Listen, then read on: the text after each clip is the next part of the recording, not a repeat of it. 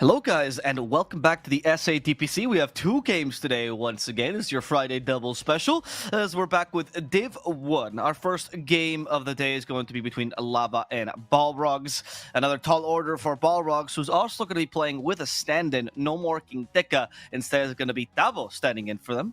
Very exciting. We'll talk about this in a second. And then we'll continue as well the day with Hokori versus Infinity. A particularly important match for Hokori if they want to potentially qualify to that major, as they still have some chances here. Guys, welcome to this panel. Are you excited for this first match between Balrogs and Lava? Yep, I'm pretty excited. I want to see if Tavo's going to fit in with the. I mean, we're not sure, right, whether Kinteka was kicked or if this is just a one-time thing. But playing while standing in such important matches, I mean, Tavo's probably chilling, but everyone else probably a little worried. Yeah, that's a good point. Tavo's probably chilling. What do you think of the playstyle change or the differences between Tavo and King Tekka as an offlaner? Do you think they fulfill similar roles? I would say so. I think Tavo, like from the SA offlaners, he's like pretty greedy in terms of like he usually it takes a while for him to rotate. He always goes for his items, and I think Kinteka is more greedy with the heroes that he chooses, but I don't think they're that different. Kinteka may be a little bit more willing to fight, but overall, I'd say they're greedy offlaners. Did you agree with that, Lillis? Yeah, I mean, I can agree. I think Kinteka is more oriented towards like the initiator thing. I think he's a Sand King player, Legion player, more like Tavo can play other heroes. He can play like Necro, what else? Timber. I don't think Kinteka's a really big fan of those heroes. I don't see him play them that much, so I feel like they have a little bit more variety of what they can pick. Yeah, Tavo's also a little bit more experienced, of course, and internationally as well. Probably one of the most experienced Brazilians out there, let us aside, of course. And that's going to give him maybe a little bit of an edge. We'll see if that helps him. I do wonder how they're going to communicate. I spoke to Tavo, and I know he speaks a little bit of Spanish, or Portuñol, as every Brazilian speaks, but I don't know how good that's going to be with the rest of Balrogs. So we'll see what happens to them. As, he plays US East. He's used to it. Yes, but from my experience with Tavo when he played US East, I don't think that was. I don't think it was communicating effectively. I think there was a different kind of communication going on during those times. Tavo also has a similar history to King Tekka, right, guys? Like he used to be known for being particularly overt and kind of a flamer, though Tavo has actually redeemed himself a lot in the past few years, which is very interesting to me. When he got with the PS, he actually. Again, I met Tavo like 8 years ago, maybe when I was an admin. And he was insulted me, and it was a great day. He just flamed me to hell, and I wanted to die because he was the first pro player I really met. But then when I met him at TI, he was like a completely different person. One of the chillest people I met, which I was very surprised by, and very determined. I will never forget the day that SG lost. He came to me. He's like, I'm glad you're here. I'm glad you're at TI. And he's like, I just realized that TI is just one of the many obstacles I have to go through. And then eventually I'm going to win it. But I just need to think of this and take it step by step. I was like, wow, what a mature take, Tavo. That's amazing. So I actually really want him to succeed. And we'll see if he does with Balrogs. We will see. I guess this is only a stand-in thing, though. I feel like he's probably committed to the team he's on. I would hope so, right? He's on Wolf, right? And they're doing pretty well. Yeah, I think they're like second or something in the Division 2. They're in the battle for the second place. I think Noping is 3-1 and SG is 3-1 too. Wolf team probably tied with everyone else. Yeah, that's hype. If Wolf team goes up and Balrogs go down, that would be even funnier, considering the situation. Yeah, I think Tavo actually tweeted that this is probably his last season of Dota 2, and he kind of wants to go down with a bang. So obviously more cheering for Wolf team to actually get to Div 1, so he might have a chance to qualify to TI. But regardless, we do have the entirety of Balrogs versus Lava. So do you? I think I favor Lava more than Balrogs, even if they had Quinteka. Do you think Tavo like swings things for you? Lens? Like positively? I don't think so. I think Balrogs is in a really like kind of bad spot, right? They've lost every game, and I feel like when you're in this sort of spot, it's kind of hard to just keep on trying. They're almost guaranteed demoted, right? There's like no way they can. I mean, there is, but I think yeah. There's it is they have Infinity 3 now. matches. Yeah. Infinity and Apple both only have a single win, right? So they're actually like they're really all competing for the last spot there. As Yeah, I long think as if they Infinity lose and Apple keep this, being beat. they are definitely demoted, right? But if they somehow win, there might be still a chance, maybe. Yes, exactly. This is a Yeah. kind of this is really a do or die for them if they want to stay in Div 1. Yeah, I would say that Lava's just favored though. I think they're just the better team. I don't know. I think Barrel they showed that they were doing some good stuff, especially versus the Thunder Awakened. But I feel like they just haven't been consistent enough to actually take games off teams. Like they won a game off against Beast Coast, right? But I don't know. They lost against Apu 2-0. It just looked very shaky. I feel like they're way too inconsistent. At least the Coddle hero is banned, so they can't even pick it this time. So they can actually they actually play a hero that like has stuns and stuff that can help them. Cause I don't know, the day they played it, it was just not very good. The Coddle just didn't do anything. They have already like a decent opener already. Did you feel like their playstyle was a little bit samey for every single match? Because we talked about the pressure the first time they played against Beast Coast, and we're really impressed. Like, oh, what a great team at playing aggressive. But then it seems like that's the only playstyle they succeeded with in this DPC. Kinda. I think Burna has improved a lot actually. I think this guy used to not be that good, and now he's actually pretty decent. Like he's high ranked now, and I think he excels at playing like Medusa, Terrorblade. Like those are his better heroes. He kind of just AFKs for like 20 minutes, and like he's a pretty good spell. He understands like how to play carry and stuff. And I don't know, I feel like if he gets the ball rolling, if he can actually just farm for like 20 minutes, I think they have a good chance to winning. Yeah, that's some hopeful thoughts. Berna already did a really good job when he was on Infinity, actually, in the close qualifiers, kind of surprising everyone. So I do agree with your point on him being a rising carry. But if you look at the other side, what is your opinion on Mino's Bowie as a carry? You think he still outclasses Berna? I would say so. That said, like if we just try to go this way, right, comparing players, you could say that Lava has like maybe one of the best SA carries, one of the best SA mids. Frank, really good offlaner, and still like they struggle to get results, right? So I think it goes a little past the actual talent of their players, but maybe the way like their macro game goes, their drafts. It does feel like they are kind of one-dimensional in the way that they draft. So hopefully, you know, this Abaddon already seems a little bit different. So I really like that. I think it's a good counter to the Sand King Hoodwink burst damage and like super powerful presence in the lane that Balrogs is going for. So is that what you think is their biggest issue, that they're a bit one-dimensional and predictable as a team? Yeah, I would say so. I was looking at their drafts. They very rarely flex a lot of their heroes. This Mars, for instance, lots of teams are willing to flex it mid. Leo Style barely played Mars in the last like 20 matches, I think. So a lot of the flexes that like this opening with Mars is pretty strong, I think, if you're willing to play Mars mid. But if you already know that it's an off lane, I think like their draft gets a little bit weaker with some of the draft decisions that they go. There's like even Tiny, like Balrogs actually plays Tiny 4, Tiny mid, and Tiny carry, and they do flex it like kind of consistently. Whereas Lava, they will pretty much only play it as a carry. So their unwillingness to play some of these flexes, I think, makes their draft a little bit weak. I have a question for you there. Do you think it's because of, like, as you said, it's more about a willingness, right, that incapability? And do you think that's because they kind of acknowledge how important Leo style is to their lineup? Like, if Leo gets a good lane and he gets a good game, he carries them, but if he doesn't, they struggle sometimes? Do you think that's might be why they don't flex so many heroes to the mid lane?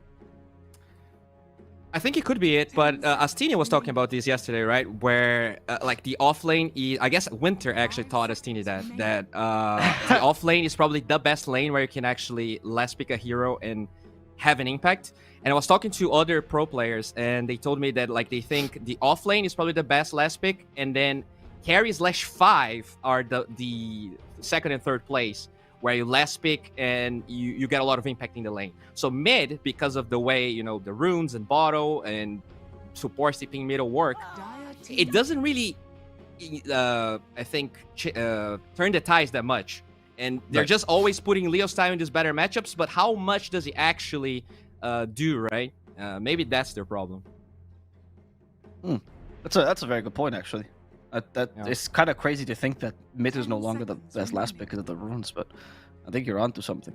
Did you last pick? Let us. Do you agree with the idea that offlane is the best last pick? Austin already mentioned it, but No, not really best last pick, but best last pick to create a strong lane.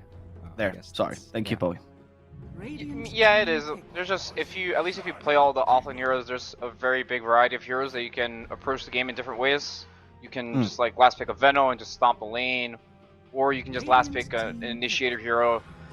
There are a lot of options for offlane for sure. I also agree on the water rune thing. I think that kind of limits your mid pick in a way where you can't pick something to like, stomp a lane, and that just kind of just takes away from the last pick mid thing. But I kind of like the idea of not flexing the Mars to mid that much. I honestly think this hero is just a beast in the offlane, and if he's paired with a range hero, he will do fine against almost anything. And it's a pretty decent opener, especially if you're like just gonna first pick a hero. You have to first pick anything anyways. It's a good like it's a good way to approach the draft. Like you're gonna have to pick something anyways, so just pick this hero that you know what he's going to do, and then just pick something later that maybe will do better for your team or something. You know, I can respect the way they think, and I also think that Leo style is just a really good laner. So even though there's these water rune things, he can abuse the enemy mid pretty hard. So Anti-mage. I think this anti-mage pick is pretty good. Really good laner against Mars. Pretty underrated. Like Mars is a hero that has to use a lot of his mana, like to harass, right? Anti-mage just burns all his mana, and a pretty good matchup against Morphling in the game too. Gets all his mana burned. Abaddon has no stun, right? It's a pretty free game for anti-mage if you think about it. There's like only lift on Rubik, and he's also like a spellcaster hero. So they're probably just gonna ban like 2 strength heroes like Kunkka or something for mid, and then maybe force Leo style into a hero that maybe doesn't want to play that much, right? Because usually he's like this intelligence hero player, Quap, Puck, all this stuff. Maybe he's not going to want to play any of these heroes into anti-mage. They might just ban the Puck because Coil is pretty annoying for anti-mage, but that was a pretty good pick. I think this hero is just strong right now. This anti-mage hero. Yeah, I agree with Lelis, and I really feel like Balrogs, even though we didn't really rate them that highly against Lava, I think their draft looks much better because not only you have this anti-mage countering the Morphling, they will also have overall last pick. So it's not even like Leo style will have this great lane matchup that we were talking about, unless Sand King somehow ends up being a good flex and they'll give. I'm sorry, there's no chance for them to actually get the good mid matchup. Balrogs will last pick a mid hero unless the Sand King is mid. That's what I meant. Is it a bit of a catch-22 situation as well, Bowie? Because like as Lala said, they want to pick like strength mids, right? Not caster mids. But if they do, then those heroes tend to have a lot of like really bad matchups. So Kunkka or DK, for example, and then they pick a bad rider, and all of a sudden that's done. That's your lane, right? So what is the ideal pick here for Lava? How do they solve this? Do you think they should flex the Mars mid right now by seeing this, or what's the idea? I don't think they will, and like I really like this AM pick because not only it's good in this draft, but the hero Leo style is playing the most recently is actually the Shrek, which I think they're gonna leave it open because anti-mage is banned. So. Oh, yeah, sorry. Yeah, he's playing a lot of Ember as well. There you go. Kind of like Ember here, like you're gonna have the chains with possible spear. So until AM has Manta, it's like decent, right? It's a good Ember game for sure. Ember shits on Shadow Demon pretty hard. It's also decent against Hoodwink, like the catch, physical damage. Oh, but they steal Robos is Puck. Interesting. I mean, that's Leo Style's best hero too. Yeah, it's his best hero. Okay. I wonder what the is Puck versus AM good enough because of the catch it provides us, and it makes up for the caster type. It's good. It's hard for AM to kill this hero, and Puck also has silence and leash, right? It's a very good mechanics against anti-mage. It's a very hard game for the Shadow Demon. The Shadow Demon hero suffers a lot against these mobile cores, and they have Morphling and Puck, so in a way, like these heroes, they can also just jump the Shadow Demon. He's not gonna have that much high of impact. Also, Hoodwink just kind of suffers against these mobile core heroes that can get on top of her. So I think the Puck pick was pretty good. I think they couldn't really pick anything else that was better than this, honestly. Maybe only if they put the Mars mid, but I don't think you want to do that much. I feel like the Puck here is a pretty high impact pick. Balrogs can do a bunch of stuff though. They can like pick a DK just to counter the lane. Not that amazing of a DK game though. But they have like possibilities. They can always just put the Sand King mid. and counterpick this Morphling on lane if they really want to. Yeah, I even am okay with this like Sand King Hoodwink versus Puck, because if they do have decent lanes, you can jump the Puck, but they have two like instant, like either instant disable or you're pretty instant safe on the Abaddon. So this Puck, I don't think he's gonna die this game. And they go for this Spirit Hero, which is like fine, doesn't care about Mars that much. I'm okay with Balrogs draft. I think it's like if they were even teams, I would say this is a 50-50. Still, like Lava probably has a 65 to 35 advantage here. What about yourself, Lilith? Also, thank you, boy. Back to the numbers. I appreciate that. True panelist again. Yeah. Thank you very much. I would say Lava is has a higher chance of winning. I don't really see any tower damage on Balrogs. Anti-Mate's gonna have to farm like 3 items to get a tower, right? So then they depend a lot on lanes going well and abusing catapults, and that might just be hard for them. So I feel like they're not really gonna get any towers if they don't have really good lanes. So it can go really bad. They might just have mediocre lanes, and then this Morphling just hitting your tower with a Batten behind him, and you can't really do anything. You can't kill this guy, right? And they just might take your towers early and close off the map and just kind of end the game early. Like 30 minutes. Morphling has like Aegis, he just goes high ground with the Batten. Anti-Mage doesn't want to come back. They just take their Axe. So, and interestingly enough, this time Balrogs is going to be the one playing defensive here, having to deal with the aggression from Lava. Will they be able to accomplish that, though? We're going to have to see as Game 1 goes underway between Balrogs and Lava. We're going to go over to our casters, Epulze and Rayuur. Thank you, Avo. Hello, Rayuur. Nice to have you here for the first time. Always a pleasure to meet one of my heroes. Hello. How's it going? Do you think the same as the panel? I'm pretty. I have a strange feeling about this Void Spirit pick. I think it's a nice way to deal against Puck, but I think they need to manage to deal really hard with this Morphling. I think it's a good Morphling game, but I'm with Lava. I think I'm pretty 50-50. I don't know. Now that I actually have a real mid laner here, and I could ask their opinion. What do you think of the Void Spirit versus Puck? You mentioned that Void Spirit's a decent answer against Puck, but a lot of people think that matchup goes more Puck favored in the mid game because of the Dream Coil. Would you agree with that idea? Yeah. When Void Spirit just got released, in my opinion, he used to just shit out of a Puck, to just deal with Puck all the time. But on the time, Puck managed to beat Void Spirit in the game, but after the nerf, Puck just got nerfed, and the Void Spirit just start to beat Puck again. Okay. I think Void is better on the game overall. Like, he just jumped Puck and Puck just died. That's what they need. It's a free Puck game until they pick Void Spirit. Okay. What do you think, by the way, of the Ags build that some people have been doing, like Ags first? Robotita particularly does this every game on the Puck. Do you see any value in that build? The Axe first for the Void Spirit? No, for the Puck. For the Puck. Yeah. With the new Ags with the Waning Rift that pushes you. I don't know. It seems like really expensive item. Pucks need mobility and survivability items like Euse, Dagger, Neon Disc. Puck needs to have Neon Disc against Void Spirit, otherwise the game's not playable at all. Like, maybe third item choice. I don't think Ag is a good choice here, in my opinion. Okay, good. I've just been seeing this build by a couple of mid laners. I just love it, and they build it no matter what. And I wanted to get an opinion of another mid laner, because I also don't understand it. I don't support it. I just was surprised to see it picked up so often.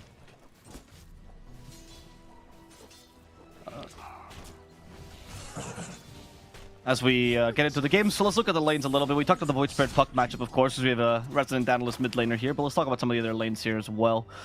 What about the bottom? We talked about the strength of the lanes here for Lava, but bottom lane, Hoodwink plus Sanking, is that good enough to beat the Morphling plus Abaddon? Or is that combo going to be bursted by the Abaddon all the time?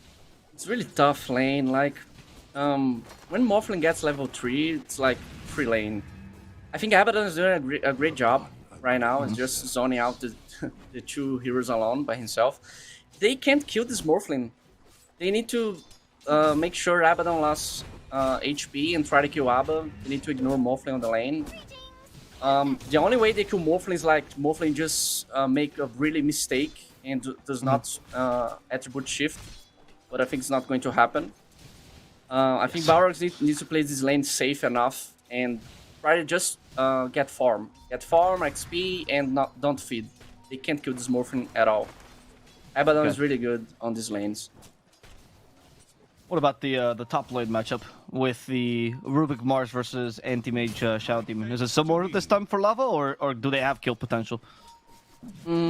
As Lely said, Anti-Mage is really decent against Mars, but the lane's really pushed right now. I think Balrogs should make something to back this lane a little bit, so Anti-Mage has a great time on the lane.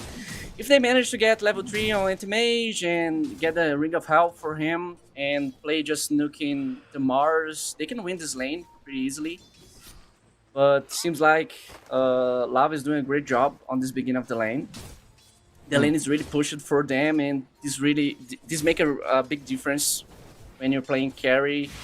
Especially these carries like Anti-Mage, Terrorblade, Morphling. You never want the lane pushed this hard. You want to play safe the time as you want. Right. So I like that you mentioned that, because nowadays we're seeing a lot of lanes where people will shove to get an early level 3 or get an early level power spike, right, and then go for a kill. But I take it that Anti-Mage is not really a good hero to do that, because there's no really kill potential on this hero, right? Especially against a Mars. Yeah, he can go like for Orb of Venom and maybe harass too much, but they have 3 sticks on the lane because of the Shadow Demon. Yep. He cannot kill on the top. Nope. Bottom, never mind, sorry. I spoke too soon, you're right. It's gonna be top lane where Sexy Yogi's gonna die. And Kim gets that kill, or sorry, Moose. Jesus Christ. Can't believe I'm gonna have to do this for Lava the whole time. Moose gets that kill in addition to Frank now going over for Berna, trying to harass him a little bit. He's out of mana, doesn't really care. Do you think, by the way, Mars should take an early point in Bulwark when he's up against an Anti-Mage? So he can trade easier without mana? Or do you not agree with that? I think he just needs to spam spells. Like, he's going to be out of mana, so just spam the shield. He doesn't need the Bulwark. I think Bulwark is really good when you're playing against range heroes, especially, or you're playing Mars mid. You get Bulwark level 3, and it's really good on the lane. But on this lane, he just needs to get so much harass. Just harass, like, you're going to be out of mana, so just spam spells. And they kill Morphling bottom and Abaddon. They do? Yeah, and both of them. Abaddon actually kind of committed suicide there against the tower somewhat, but the Morphling does get gone on and dies. Sexy Yogi in the top lane, they miss a spear. Moose is going to continue to harass him ever so slightly, but they don't have a second spear, so he's not going to die. I was surprised by that kill, by the way. I didn't want to interrupt you, but it was just them. They just managed to go on Kotaro when the Aphotic Shield was on cooldown, and then it was just dead. And now Tabo could be in trouble himself, as Kotaro wants his revenge. Tabo gets body blocked by the creeps, but they themselves have no kill potential. there's the miscoil of anger. Please die, Sankin. And Morphling just died with the raindrops and 12 stick charges. That is surprising. Wow. It is surprising, actually, yeah. I mean, yeah, he just got double stunned, right? There was a bit of a mistake, you could call it, in the attribute shifting, which is what you called earlier. Tabo, Tabo Burrow Strike in place there, which means no more Burrow Strike. Kotaro hear this. He should have, but he's invisible now. And of course, he's a carry, no dust there. On the mid lane, though. Yeah. Rayuur is joining. There's no points though in that curse, which means no chances there to silence. Only with a waiting rift. It's gonna be an extra second, and that second is gonna be enough to finish off Robofeta. Leo style with a wholesome tip to his teammate, as opposed to tipping the enemy. Yeah, this shield just exploding. Really nice move. It's sad when you're playing Void Spirit against Puck. Like, every mistake, every coil on the beginning of the game is going to be on you, so you need to be careful. Every time you get coil, you're going to die 100%. Robozine needs to be careful. Yeah. I kind of don't like the build that he's going to. 3 points on the shield. I think he needs to simulate max out for the damage. Okay. Puck really suffers from this big damage. Is that for the puck as well, or is there more to this build? Like, what's the difference between going versus an Impulse and Dissimulate here? It's too much damage that Dissimulate does. Like, the Resonant Pulse just give you 220 damage, and the Dissimulate is like 340. It's so much damage. Like, if you combo Puck, he goes to half HP just with Dispel. And in other games, it's good too. It helps you to push the lane faster, to farm the jungle, and to kill people. On the past, people used to focus on the shield, because the shield was really buffed when Void Spirit got into the game. Yeah. So it's really new to me to see this build coming back. Moose in trouble. There's a Dissimulate. It's only going to be level 1 though, but the shield will kill him. So at least they get a counter kill to Moose. Leo style has no illusory orb, but does have the waiting rift to go up to the high ground. Not even going to bother to use it. Just harassing Rosetta a little bit. So you think that in general, like in a normal lane where you don't need the shield for, like, you know, defense, you think you should go for Dissimulate in the lane? Yeah, 100%. He should just focus on Simulate every time. Like, now on we're the kind mid of seeing that. He can't really burst down the puck, and we saw that. Yeah. He's in Dream Coil, so he can't use his mobility. Puck gets away. Moose tried to break that coil, but a bit late. Roboceta for now is going to be safe. 6U comes by with a little bit of a disruption, but ZXCA does not want to set up for the pushback. 3 points on the Simulate would just kill that puck. 100%. Yeah. Oh, he would have died 100% there. Sexy Yogi. He does deny the regen rune, sorry, as they missed the pushback. No way you're hitting puck with that. Leo Style will die, though, to the damage from the Astral Step, and they still have an opportunity to kill Moose as well, as Tabo's joining in. Moose in trouble, gets stunned and killed. And the rotation from Balrog are successful, stabilizing the lane for Roboceta. Did Tavo just TP middle to to participate in this fight, or he went walking bottom to mid? I am not sure, because his TP's on cooldowns, right? So I would presume that he TP. He died bottom. I think he TP middle to fight.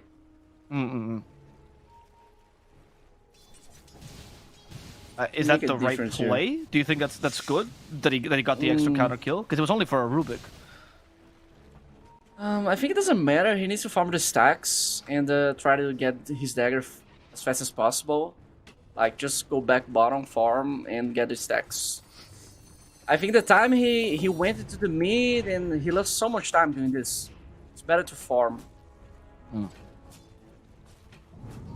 Morphlin's having a good time. Hurricane after Hoodwink is not. She is forced to go into the trees. Leo Style's gonna chase. Leo Style realizing not good enough just yet. Oh, they caught Cat-U. One hit away and Cat-U's been bursted. The Dissimulate now level 2, not even needed. They had enough damage just with the Astral Step mark. Well done here, Balrog. Honestly, good counter initiations for now. Yeah, the greedy moves. Just Abaddon just going in. Classic Hoodwink. You see low HP and you think, oh, she'll die quickly. And then you slightly overextend. Hoodwink is a great hero at punishing. Frank sees Berna. Berna is thinking of... and this kill, first the Mana Void for a little bit of damage, and now the Void Spirit to join in. That's going to be a kill against Frank as well. Sexy Yogi going for Moose, sets up for the 8th Revenant. The Moose is also going to fall. And this like 4-man gang squad from Balrogs is working really well right now. Yeah, they're playing really close. Every time that you look at the map, there's like 4 heroes together. Really going for 5-man this game. And anti-mages go for the Vanguard build. I like this. Ooh. Vanguard Diffuser. I really like this. Why do you like this in this game? What's the advantages here? It's excellent against Morphling. Makes anti-mage really tanky. There's a fight going on the triangle. There is. His poor Woo has been gone, and again, Dissimulate should kill him. I get it. Dream Coil, though, does target Roboceta, but he does have enough HP with the shield. Maybe not. Oh, one last second. But he wasn't able to survive. Too much burst on the lava side. Sexy Yogi could also be in trouble himself. Leo Style is not going to let up. He silences him. He still has the face shift potentially. Minos joins in as well. Sexy Yogi will die. And lava will collect another kill. Really well played from Leo Style, just faking the ban. just making Shadow Demon last time, trying to get Resurrect on him. Nice play. Yeah. 2k advantage for Lava. But Balrogs doesn't let up. Oh my god, they even joined Berna. Do you think that's how you should be playing with a Vanguard build? Just like throw your anti-mage at them? Yeah, when you go for Vanguard on anti-mage, like, you just show it up fast on the game. You can just blink and fight, because Vanguard just make him to be really tanky. And he doesn't have to concern about dying on the fights. And I like this diffuser build, but it's like, if you do not manage to get 2 or 3 kills and make sure you have a snowball, you're going to lose the game. Okay. There's a high risk on this build because you do not go for Battle Fury. You don't have Magnus on the team to make sure you get some farm back if stuff happen in a bad way. I really want to see this diffuser in action. Almost has it. He had a good lane. You think he chose to do this because he just wanted to fight the Morphling as early as possible, and the diffusal build won't let him attribute shift? Is that the idea, or? I think we are not on the good meta for Battle Fury. Like, this item is too greedy and demands too much.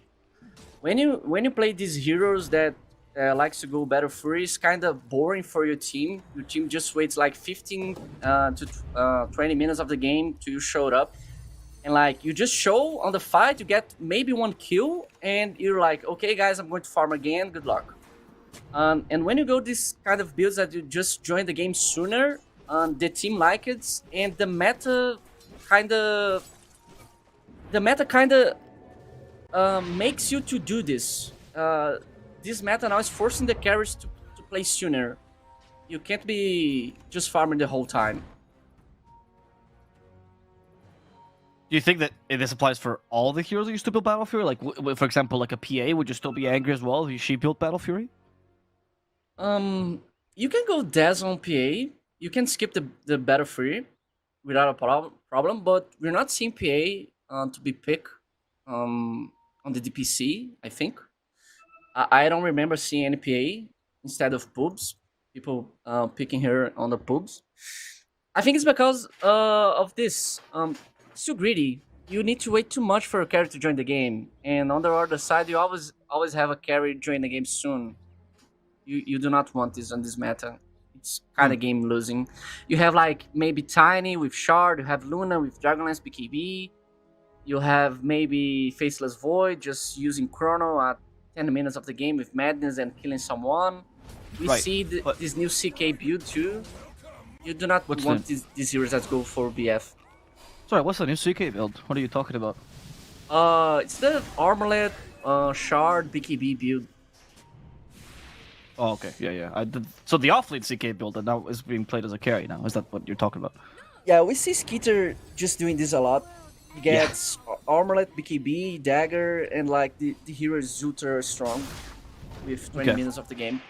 Just insta-kill everyone. I like that, and of course, Rayuur is not biased at all just because he's plays mid lane. He's just commenting on the general meta. But how do you feel when you have a carry at your team and he wants to build Battle Fury, and he builds Battle Fury first item, and he's in your pup, and you're like playing a fast hero? What do you tell him, Rayuur? What do you type in chat? I'm like, okay, bro, I'm doing my best. Please just hit creeps and don't die randomly on the map. the main problem when people just pick these carries and go for Battle Fury, like, they just die randomly on the pubs. And the game is ultra sad. You're playing like as an Amber, Void Spirit mid, you're doing your best to open space, and you check top, your carry's dead. With no wards. Trying to hit 2-1 towers. You're like, man, just use your brain, please.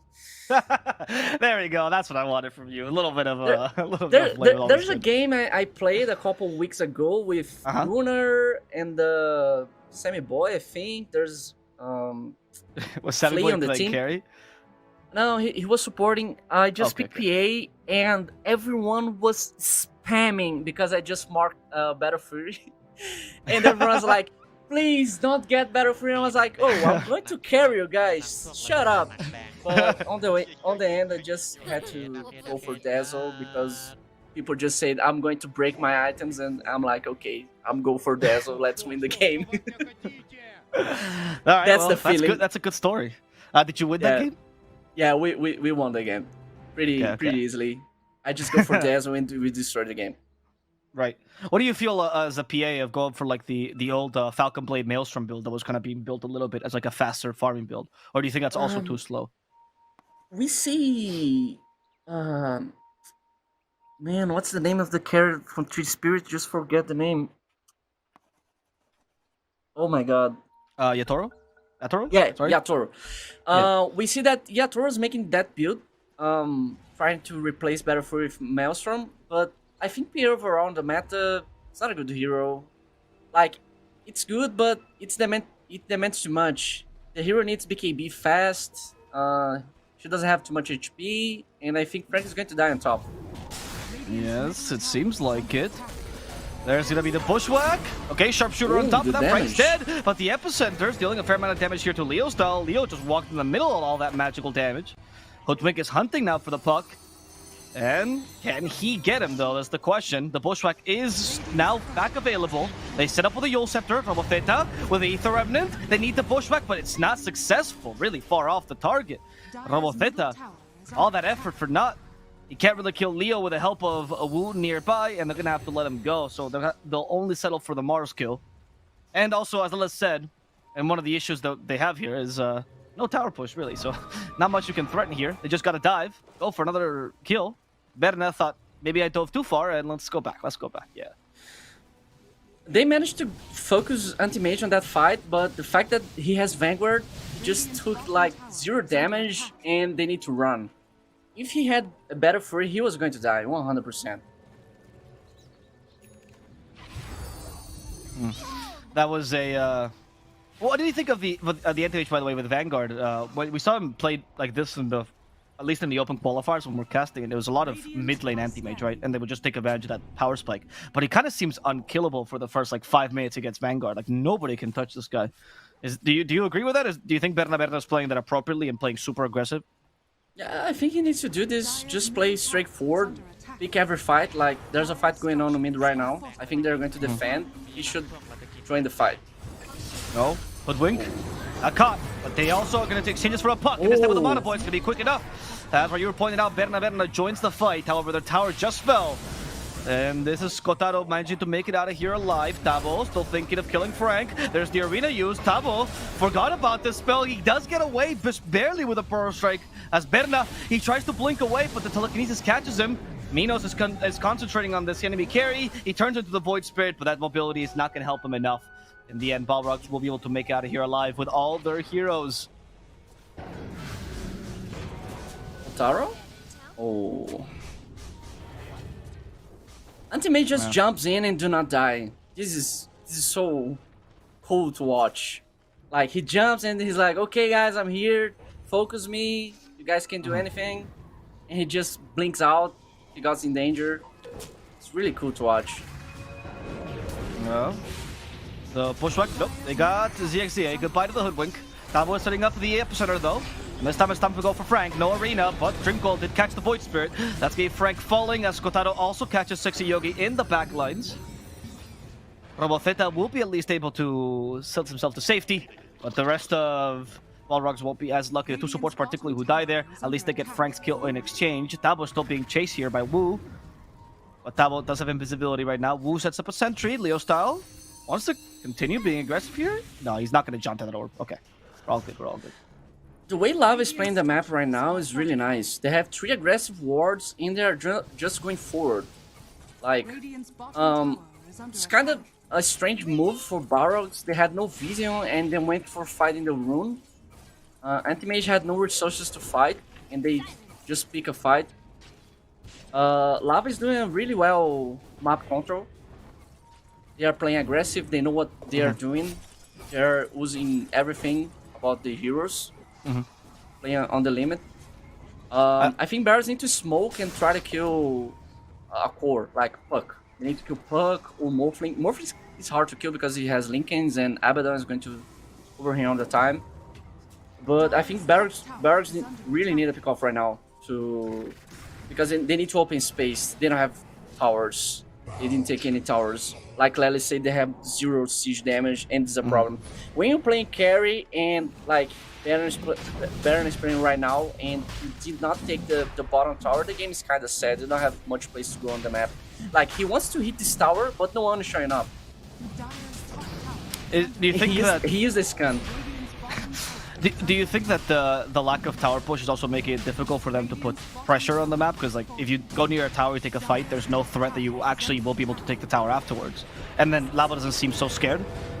Do you think there's also the psychological aspect to this part of the draft? Wait, sorry, I'll ask you this after a second because they're going here. On Wu already used that ultimate, he's going to die, but as a result, I think that was also going to fall. Dreamcall and the arena committed to him. This time Frank will be fine. Telekinesis brings back the squirrels. The XCA almost out of mana, does have a magic wand, but no HP left to use it. However, Berna finally joins the fight. He's going for Kotaro, but he gets speared to a tree. Disruption will save him for now. Sexy Yogi giving Berna a chance to escape. And Berna still thinking about going back in. He diffusal blades, he inhibits the puck. Berna with a blink. We all know Berna only thinks of how to go forward, and that's who they go for. It's the puck. He's been killed. The Lincolns don't help him. The Morphling to the high ground, but Berna knows no chill. Kotaro's out of mana. There's no attribute shift, but he does have the Aegis. So Balrogs does not want to push this too far, and they will retreat in time. Just responding to your question, yes, it's a problem that you don't have siege damage. Like, they can't pick every fight. Every fight that they pick that it's too far away from the tower, it's not good, because when they reach the tower, lava is going to respawn. And on this fight, I think we saw for the first time the anti-mage build have a really effective. He just jumps, he kills, he goes back, he jumps again, he drains mana from this Morphling. I think it's a good decision from Kotaro to just man up against anti-mage and does not go for full shift on the strength, because he was going to lose the Aegis. Radiant's bottom tower is under Yeah, you're right. There, we actually are seeing, by the way, I don't know if you saw this, but Berna went back for the Battle Fury. I just noticed. Yeah. What do you think of that idea? He just assembled the Vanguard. Yep. That's new. I never seen, I think, someone doing this. Like, they're not winning the game. He needs to farm, and he knows that. To carry the game, he needs to farm. And it's like Manta, maybe BKB against Puck, and Absol to win this game. Right. He just assembles the Vanguard. He will stop fighting by now, I think, and just go straight farm. I gotta say, I didn't want to say anything earlier, right? But as they kill the puck, by the way, bottom lane, great gank there with the pushback. But when you mentioned the whole idea of like playing a faster carry, I was also thinking to myself, I don't know if a Peruvian carry is okay with that, because these guys like to farm, dude. That's like their most characteristic part. Everyone's like, okay, I'm going to hit creeps for 30 minutes. Good job, team. I always thought it was a meme when, like, I always thought it was pretty funny because internationally SA is known for like, hyper aggression, fighting all the time. But then you watch the carries and you go, yeah, but they like hitting creeps, dude. They're like a PvE game. They're playing Dota 1 essentially. So it's I think we do have the aggressive side on the region. Like, everyone plays really fast, and the way we play Dota here, it's different from the other regions. Everyone counters the lane. You get punished so hard. Yes. But everyone, there's something specific about this region here. Everyone likes to play greedy cores, like, and everyone plays these cores really well. Duza, TB, anti-mage, the most part of the carries really enjoy to play these heroes on the region, and everyone does really well on the bottom. Yeah, they caught the puck once again with this Burrow Strike plus pushback combo, but this time they don't have enough damage because only 2 heroes, and the Abaddon is nearby as well. ZXCA, you better leave. Oh no, the poor Squirrel's gonna be made into a pelt, and that is exactly what they're gonna do with poor ZXCA. I agree, actually. Oh, wait, what just happened with Kotaro in the mid lane? Minos?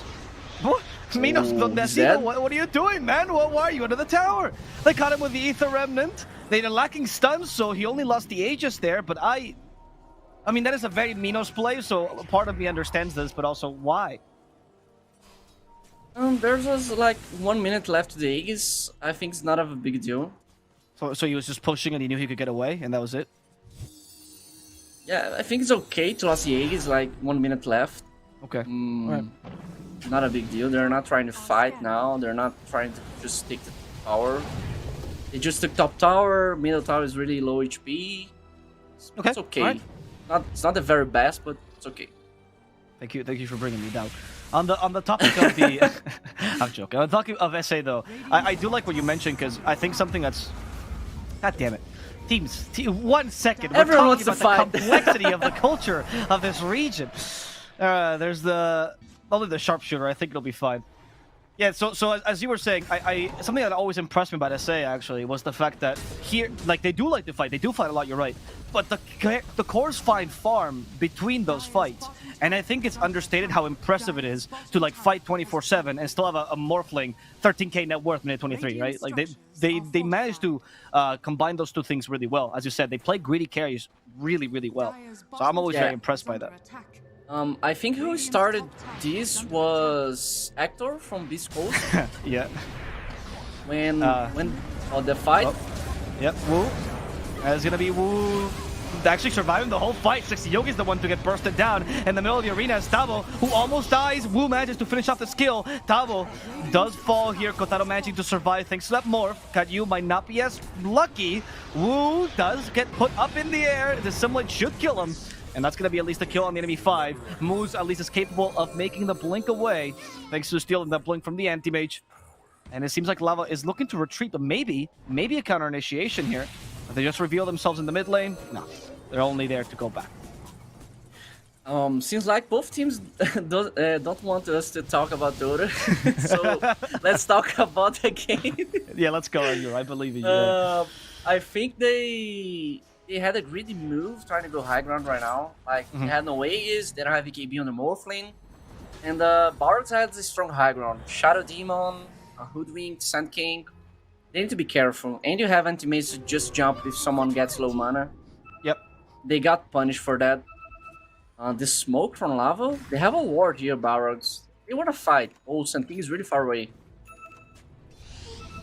ZXCA does get the low down there suddenly, but the Curse of Avernus, but the real target is going to be the Shadow Demon. Oh, there we go. Dream Coil for the Hoodwink. They go for the 2-for-1 here. Robotheta trying to cover their escape, and he actually succeeds. They burst out Leo style thanks to the Mana Void as well from Berna. Frank is forced now to use a BKB, activates the arena, turns into a pig, wants to retrieve, but Berna just blinks outside of the arena, and they cut Mars inside his own arena. They force the Gladiator to duel to the death.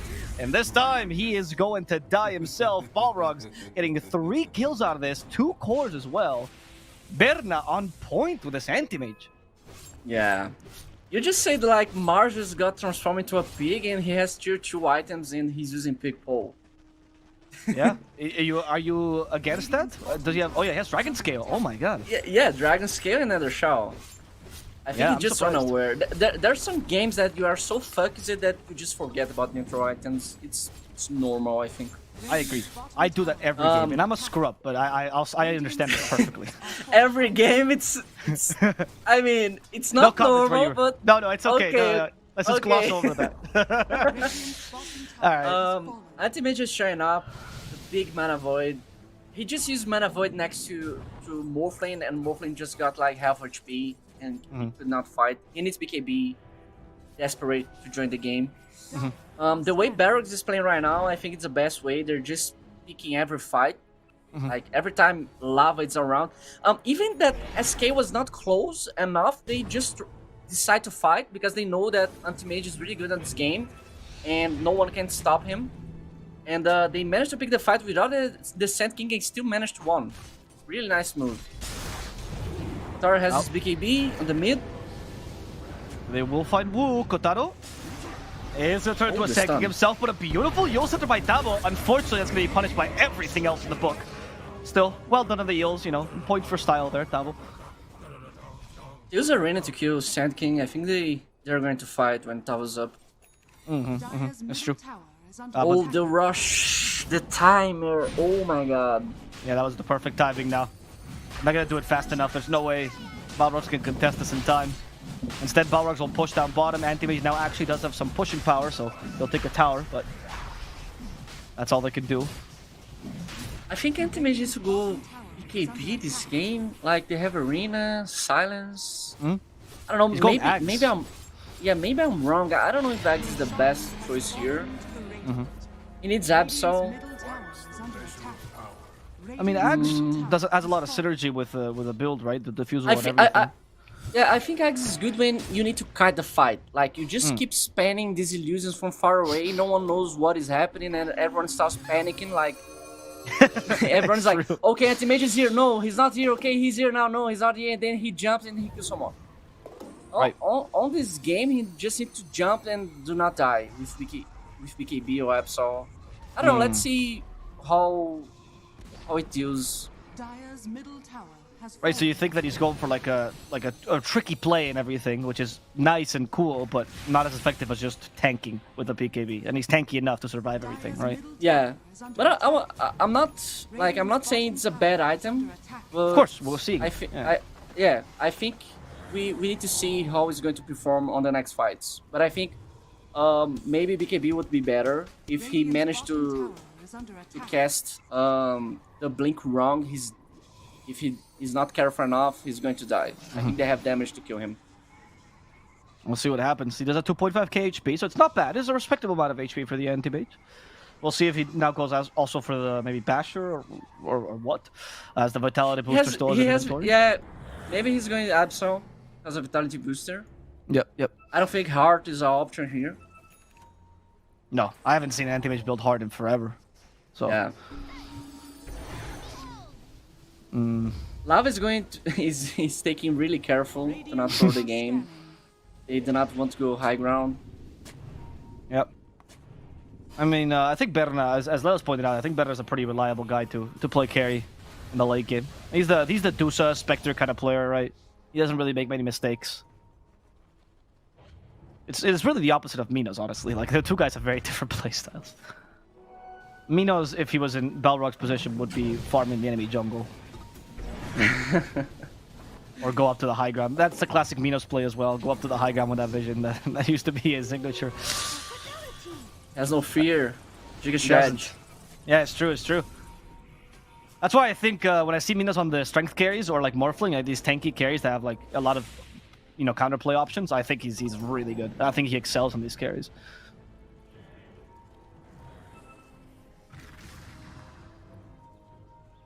Oh, actually, nothing really going on right now. I mean, Lava just smoke.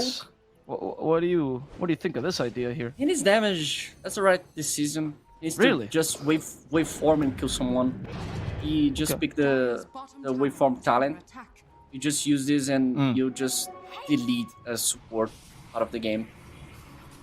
And the smoke. Okay, they're trying to play around with the Tavo illusions, and they actually did it! He speared the wrong illusion. Didn't really matter. Tavo's dead anyway. At least he survives for a couple more seconds. Okay, there's the Yols, but... Oh, is he really gonna get away with a blink? Spider legs? Tavo! Now 2 arachnids in 1. Manages to survive thanks to this illusion play from the Shadow Demon. Wow. That was true trickery there from Balrogs. They just focus on Tavo, and Robo Z was on the coil. They just ignored Void Spirit because they thought they were going to kill Tavo, and Tavo just managed to run. This is sad for Lava. They're going to go high ground. But even if they're sad, that doesn't stop them from attacking. It's time for them to take objectives. In comes the damage!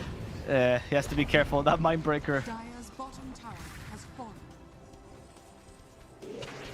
And we're gonna go for Scotty and then for Berna. So none of the items we talked about. No PKB, just a very simple Scotty to deal with a Morphling. Fair enough, no? Always a good item against Morphling.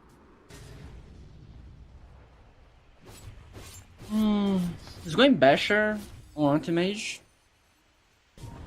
He wants to have that. He changed it. Never mind. Alright, okay. That's fair enough, yeah. Do you still think you should deviate into BKB, or do you think once you get the Ags, it's better to commit to this build? I'm not really expert about Anti-Mage to say, but I think the fact that he went Ags, he needs the Epulze now. Like, he doesn't have room for BKB because he would not have damage. If you go for BKB instead of the Ags, he could go for Scotty. But he needs damage, and I think Epulze just make sure he has the damage on the Mana Void. Sure. We're gonna see just a procession of heroes going down the mid lane from Balrogs. So they're not afraid of the enemy team catching them, and they're gonna take over the enemy triangle. Who has the edge in the team fights right now, or is it even here? Or you're? Radiant's top tower is under attack. I think Balrogs have a really strong fight. If they manage to jump one core, they can delete someone out of the game. Dire's bottom barracks are But on the side of the lava, Dire's middle if they manage to spear this anti-mage of the Void Spirit, it's a fight for them. Oh god, they just went for the The- racks straight up, and the oh. racks are melting here. As Leo style. He also had face shit attack damage with Desolator. They melt the racks, they melt Tabo, they melt ZXCA. Here's the damage at we're the talking about with the damage! Morphling. Sexy Yogi can't survive this. There's a waveform still available, but he wants to go for the anti-mage just to guess the real one. I think they know. They're gonna clear his illusions first. That double damage here on the Morphling did wonders for them. Oh, thank God there for the blast ring, because otherwise the anti-mage was dead and pull! Kotaro gets bursted down thanks to Robothetis Dissimulate. bottom barracks. Meanwhile, they're chasing down Wu as well. They're gonna find him easily. Lava lost their carry Man. there, but they did take a Oh my Rax for it. god. The remnant from RoboZ was insane. He managed to get Morphling far away. After the Manta. And Morphling was not waiting for the remnant. He just got full and the illusion just killed him. Thank you for pointing that out, Rayuur. That's hype, actually. I think I they went too greedy again on the lava. Radiant's Like they middle just tower dived. is under They attack. had DD on the Morphling. I think on these situations you just hit the Rex. One thing I really like to do when I'm playing core that siege like that, what I like to say to my teams, like, guys, just force them to make the first move. Like, they need to do something. We are taking the Rex. We don't need to panic. Just calm down and don't dive. I think if they hold a position and force the Balrogs to do something, Balrog was going to commit some mistakes, and they are not going to lose the Morphling. But overall, they managed to punish. But it's kind of strange. They punish, they kill Morphling, but they do not push the lanes. Like, they do not push bottom, they do not push top. They push the middle wave, but it's on the river. I mean, you saw the AM, right? All he could do was hit the tower. It took him forever to even bring it down, and nobody else in this team could really hit towers, right? And on Lava's side, you even have the Leo style going for the physical damage puck build with Desolator, which, by the way, I think is really good right now. And now that he went for this build with the shard, the racks just melt. Like, they have 10 times more push than Balrogs. So 1-1 team fight for Lava is like 2 or 3 for Balrogs. Lava managed to win one team fight that the Rex is going down. Like, Morphling just delete the Rex and 2 heroes. Oh. But he has DD, and you have to think about that. He had DD on the fight. That's true, Plus yeah. 300 damage. I mean, that DD, though, melted the racks, man. He just stood there for like 3 seconds, and the melee racks, God, that was crazy. I didn't expect him to go that fast, to be honest. Not even Davo. Davo got destroyed in a matter of seconds. Hey, he just took like 1 or 2 hits. I don't know. Yeah. He just Yeah, died great. randomly. Yeah. Hello, I'm dead. XD. Rubik, the shard now still in the simulate as well. We do have level 25 an anti-mage. He's gonna go for the Mana Void cooldown. Yeah, it's the best choice. On longer fights, you can use 2 mana voids. It's really broken. Tower is under attack. But he needs to be careful because Ags forces him to use a lot of mana. And it's too much mana. 600 mana to use 2 mana voids on the fight. His smoke? Moose is gonna be the target. Gonna get rid of this Rubik quickly. What they want is more than that. Roche is still spawning in a minute, so they got a long Roche. Clearly, Gaben not a fan of Balrogs. Frank, it actually triggered that blast rig relatively early. In comes Berna to tank that spear, interestingly enough. The Boros strike to try and save him. Berna still has the Manta style and will be able to get away. In fact, he gets away to find a puck, and that's going to be Leo style dead thanks to the Abyssal Blade. Woo. Goes up to the air, down to the ground, stunned out of mana. Berna making sure that he can slow him, doesn't care about this HP because he can just bring him down eventually. Slow and steady wins the race. And Balrogs will get 3 kills out of this engagement, only losing a support. Yeah, Lava just... Like Leo Star was hitting the tower top. He just died. And then they managed to find Rubik on the river and they fight... They find Abaddon.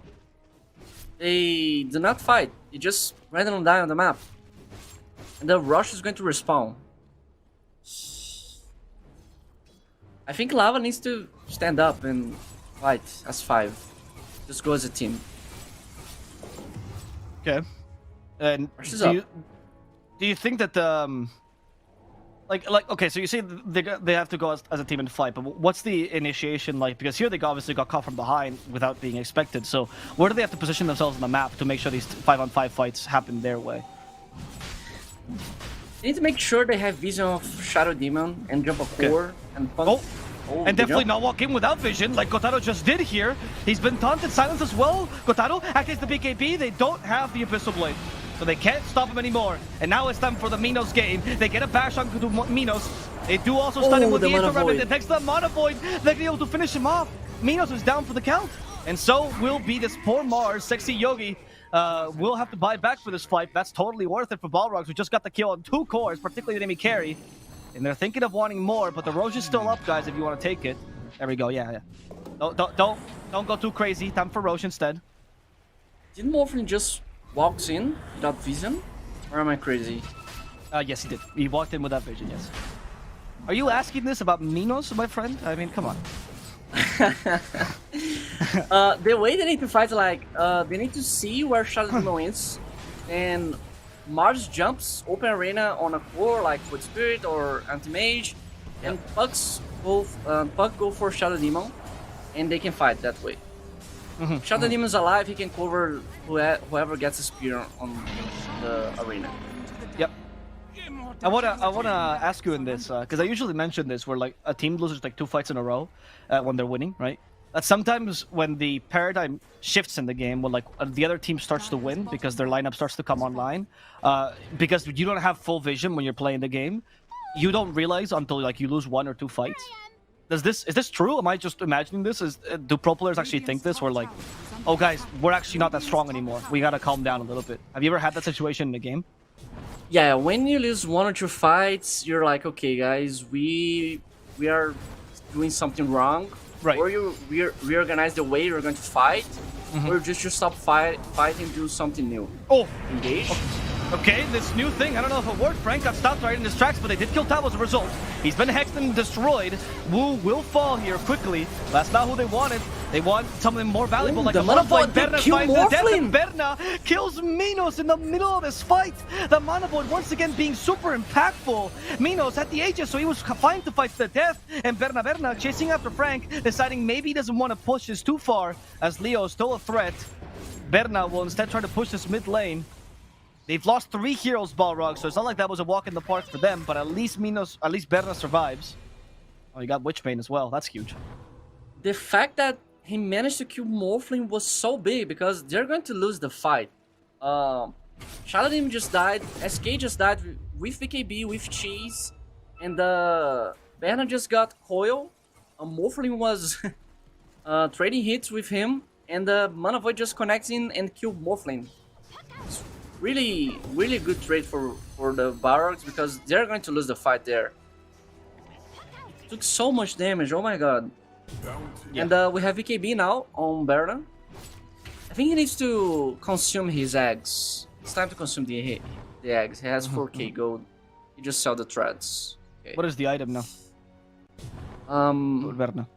Maybe Scotty or Fly. Yeah. I think Fly is Ooh. okay.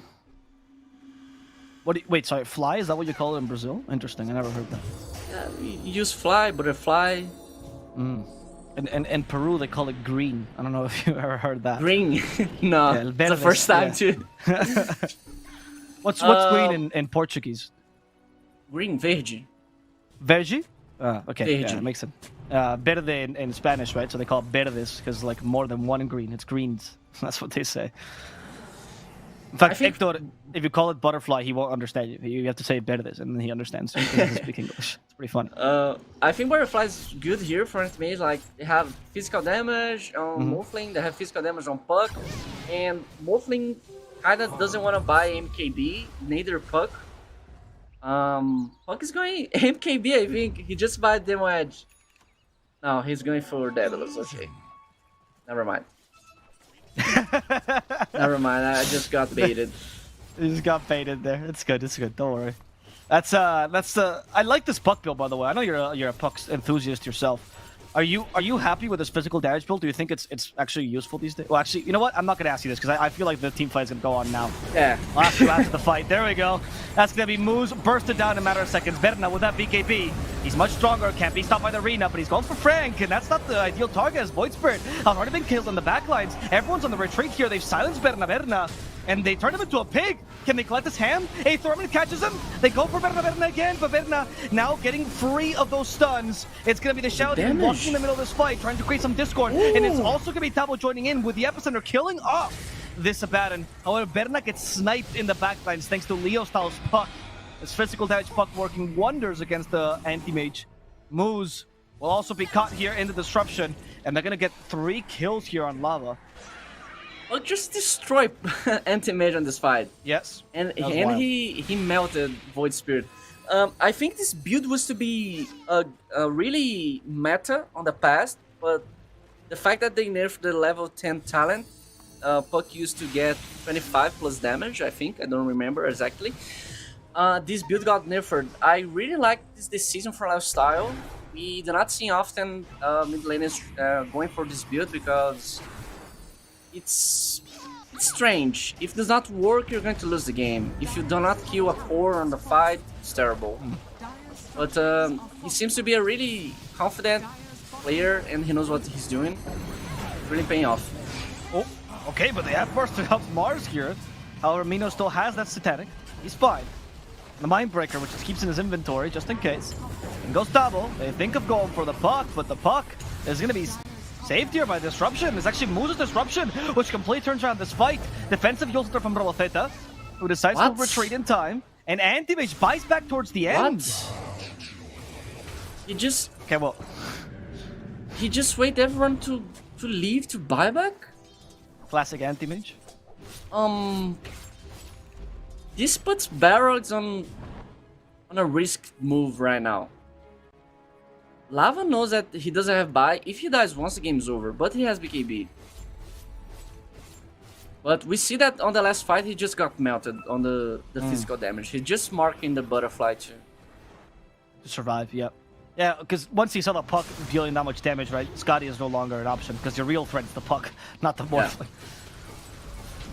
Yeah. Morphling with a million illusions. That steal, by the way, from Moose of the Disruption, clutch. That won him the fight there.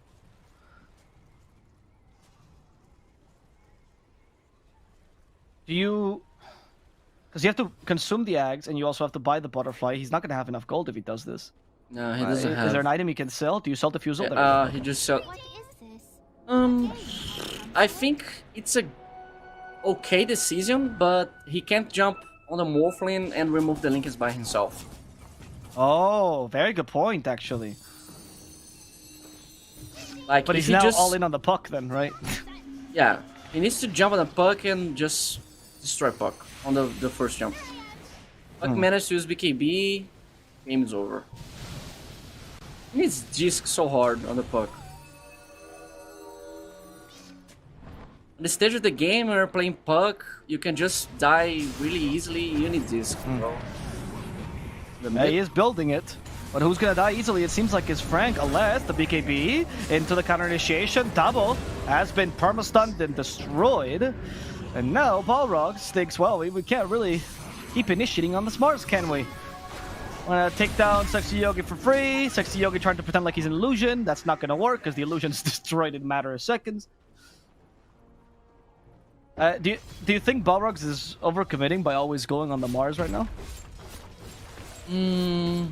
I think they're not picking fight with vision. They're like, okay, let's jump on this guy. He's showing up, but it's what Lava wants because they have Mars on the backline with Lotus, with the shield. They need to fight with vision.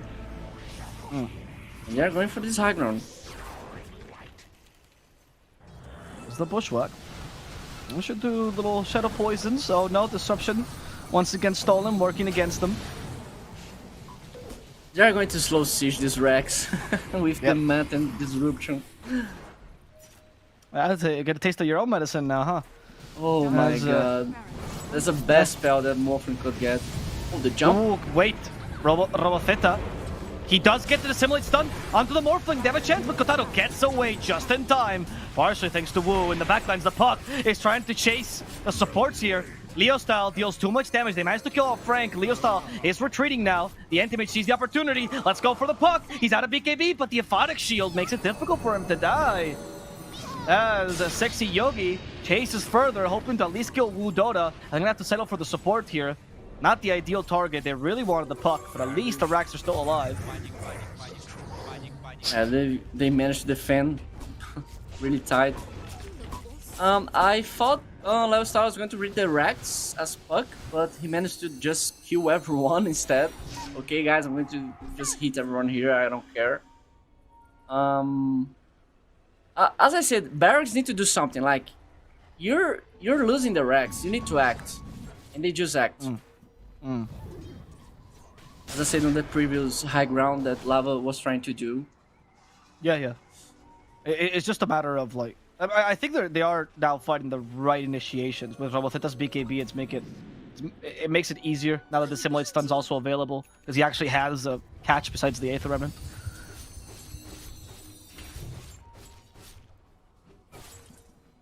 We have almost Baron level still doesn't 25. have buyback. Oh. He needs to be careful. He doesn't have buy. That's true. He has enough gold for it at least, but 3 more minutes. This is what he has to wait. Berna, the slow siege, their version of it. This takes forever. It really, even at 50 minutes in, man, they take towers so slow, this team. Oh my god. Can someone get some Meteor Hammers, please? Desolator Hoodwink, please. Oh, I mean, the rush is up. I actually think the illusions from Morphling push faster than Balrogs. Ooh, Okay, jump. there's the fight. That's what they were looking for. BKB used from both offlaners. So does the Void Spirit. They catch the Puck though. He's been stunned, but the Mono isn't getting time. Thanks to the telekinesis from Moose. It saves Puck, but Leostell's still been slowed. They still have the chance. Who are they going for now? Anti-Mage blinking around. Sexy Yogi will actually die. They're gonna go for the Morphling. And it's gonna be Morphling. Minos dying first. As the Sand King activates the Epicenter, hoping to now kill Frank, who has no BKB left, and the Epicenter will actually finish him off. Leostyle walks in the middle of the Sandstorm, could be a bit dangerous. Leostyle almost dying from Raboteta alone. They set up the Aether Remnant. Leostyle's gonna get caught, and he's going to die. Everyone is buying back. However, everyone's buying back for Lava, and that managed to get a kill as well onto the Sand King here. We need Raboteta to retreat in time. He has no BKB, no Astral Steps either. Illusory he's used good. by the Puck. He's fine, you're right. And the Amazing. rush is up. We have rush for Lava and a big rush. We have Axe, Cheese, Refresher, and Aegis. Everything they No they Sand need. King to defend it. Can you even defend this? No, there's no point. Nah, they're just gonna lose it. What does the Axe go to? What? SC? Yeah, I think they are thinking who's the best Axe. I've seen some Wait, clips what? that How Abaddon can you pause like that? That's not fair. What? I've seen some clips that Abaddon was taking eggs and was really broken. Just start to heal everyone, maybe on Abba. I don't think on it Mars was is Western worth. Europe, right? And I think the Morphling does not want eggs. It's like useless. Okay, let's see who's picking the eggs. I'd be Rubik is interested to see dead. the Abags. Yeah. Maybe for Rubik, but he's dead. They need to push right now. Sand King is dead. I mean, with a Puck Axe, you could break Coil, right? And now that he has... Oh, he didn't go for the Dream Coil Pierce's magic immunity, though. Oh. Yeah. Okay. Picking the eggs. Oh, they give it to Okay, Minos. Morphling. Alright, never mind. I'm surprised too, actually. Axe for Morphling is insane, boys. Is it? Nope. I don't like it. So. I don't I like thought it was pretty bad. Alright, we're gonna get to see a new playstyle now. Let's see. Oh, I see. I see his plan. He turns into Anti-Mage, and now he's a better Anti-Mage. However, However, They're going for GG? the real anti-mage seems to be better! Oh! Oh, Frank is gone! They're trying to base race this, and they're gonna try to push as fast as possible, but they caught the puck! The puck's been stunned, Aeon Disc, he deals no more damage, Kotaro, someone stop him, someone stun him! Someone stop these two heroes! They finally stunned Leo Stall! His thinking he's about to run out! He's going to die! Kotaro on the other side of the Ancient, he's also going to fall! He waits Oh, for the fortify! Cliff! Last second, Cliff saves the Ancient! Oh. They need a stun. They need something. Kotaro's not gonna stop hitting this building. Kotaro gets hit by the 8th Remnant. Another stun by the Simulant. Kotaro is down. Oh they went for the base race and they're gonna lose. What is this? Oh They're going no! to lose the game. They go for a Oh win. my god! What just happened? What just... What? What? I'm in shock, bro. Balrogs just got a free ticket. Is the golden ticket to win this game. The game is over. The game is over. Yeah, nobody has buyback. Literally, not a single person on this team on Lava has buyback. Even Moose doesn't have buyback, even though he's alive. All Moose can do is cut lanes. Maybe kill Sexy Yogi in the process. That's it. That's it. That's all you can do. Oh my Moose. god. I cannot believe this. I don't believe. Radiant's middle tower Oh my has god. fallen. Oh GG! my- GG! Oh wow. Oh my god. I don't know what to say. Middle tower has I have don't know no what to words. say. Man. I'm speechless. Yeah. I'm supposed to be a caster, dude. I'm speechless too. Like, okay, Okay. Okay. okay. Man, Rayuur, what? let what me was- let me ask you a question though, because of course this game was like wild, right? And the end is wild. But also consider this fact: this loss that obviously is pretty tilting was your first game of the best of 3.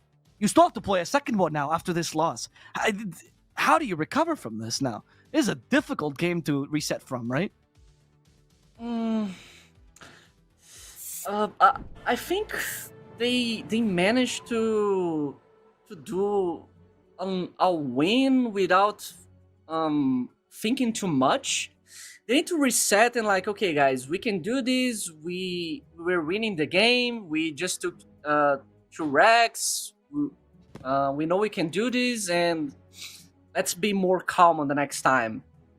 But overall, it's really strange this season for these players. Like, they have really good players. It's really hard to believe they went for all in. But I like when people do this, honestly. Yeah. Because Yeah, of course. As a they, caster, they do I for love it.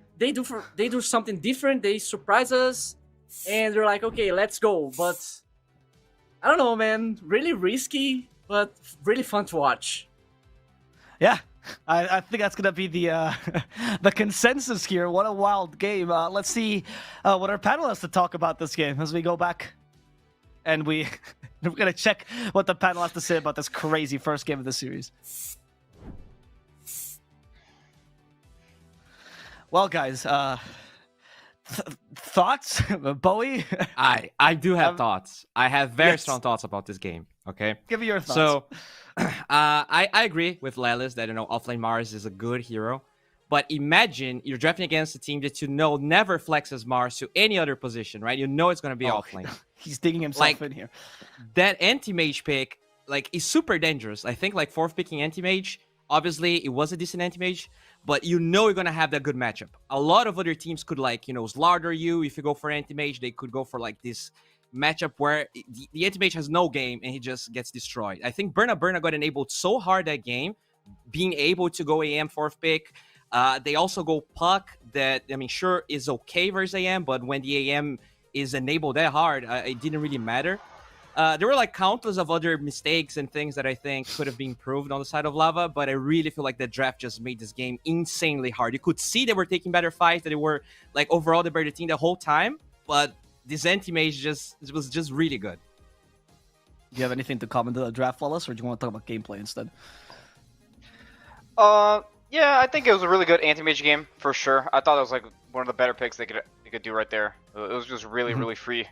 But I think the game could go either side. They were pretty far ahead. They had 2 racks, and it just came down to this one small moment. I think Mars in the last fight he didn't actually get to press BKB, right? He just died instantly. So it was like a small mistake there. Small little things could have just swung the game. I mean, Burner also had like a choky buyback, right? He bought back 20 seconds and he didn't really get anything out of it. Besides that, I thought he played a really, really good game on Anti-Mage. I was pretty impressed by his gameplay. But I mean, the game was just really close. I would say that the draft probably favors Dire for sure. I think this Anti-Mage pick is just way too good. To add on what you said, I think picking the Anti-Mage in that slot is really good because you just ban 2 of these offlaners, right? They banned the Slardar and Beastmaster was already banned. So there's not like a lot of these offlaners left that can actually beat this Anti-Mage in lane like this. Because the Anti-Mage is a really strong laner. He just burns guys, man. You can just spam salves and you can see like even if he's laning with SD, he got like he didn't win the lane, but it was like a so-so lane and I think his build was great too. I think the diffusal thing, then disassembling the Vanguard into Battle Fury, I think it's a great build. A lot of people do it in pubs now. Like it's really good against Morphling because they can remove Lincolns too, right? So I thought he played really well. I also think RoboZ played really well. Lava made all the moves and like he didn't really feed, especially against this puck thing, this coil. And yeah, I thought Balrogs just played really well. I think Lava also, like they also did a lot of good stuff. It just came down to like this small moment where I respect it, you know, they just went, let's just go throne. It just didn't work out. It was really close, but yeah. It was hype though, so I wanna talk about the gameplay a little bit as well. Rayuur was mentioning a lot that before the throne happened that they were constantly fighting without vision. Both teams actually were making a lot of those plays, and to be honest, they didn't really have anyone that could really make them vision. Do you think those moments or those plays or the vision game in general was kind of what decided a lot of the team fights? Because whatever team was going from the low ground seemed to always lose the fight, no matter who it was. Yeah, I mean, vision is a pretty big part of the game. I think this sort of thing comes down to not holding certain areas, and then you just get dewarded, right? And then the team is teams usually they get kind of frustrated, like, oh, there's the ward, no ward, but then they already have the ward on the high ground, right? And then it's just too late. But a lot of teams they just like, let's just go for it. It doesn't matter. But you can see that happening a lot in this game. So for sure, I mean, vision. None of the teams had any vision heroes, right? Yep. Is that something you'd consider for next draft, Bo? Maybe make it a bit easier, considering how fluid and aggressive the playstyle is. Yeah, for sure. I think Lava, yeah, like you can respect their decision. I don't feel like they're gonna get tilted by that end. You know, it was one bad decision that they took. I think they played that game better than Balrogs did. For most of the time, they had 2 barracks. It was just one bad decision. So, like, sure, there were a couple of problems with vision and all that, but I think if they just draft again, they should be able to take more games out of Balrogs than Balrogs should take of them. You know, not really taking anything away from Balrogs. I think it was a good showing from them, but it still like felt the whole time that at least I personally felt like Lava played better. I like that statement, Bowie. They should be able to take more games than Lava take games out of them. Hopefully, those are the first 2, right? Because if it's the 3 games out of 5, then they're screwed. It's a bit too late because it's unfortunately only a best of 3. We'll see what happens as we go into game number 2 shortly. We're going to take a small break, and we'll come back with another hype game between Balrogs and Lava. See you guys then.